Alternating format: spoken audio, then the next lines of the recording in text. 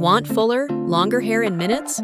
In this video, we'll show you how to install an Octopus Clip-In Hair Extension quickly and securely for a natural-looking finish. Step 1. Prepare your hair. Decide the area you want to add hair. Create a neat horizontal section and clip the rest of your hair out of the way. Step 2. Position the extension.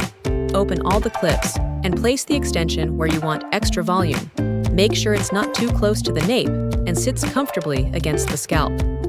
Step 3. Secure the clips.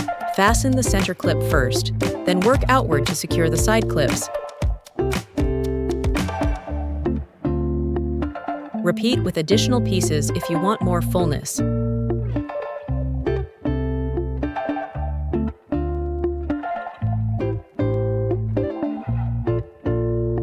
Step 4.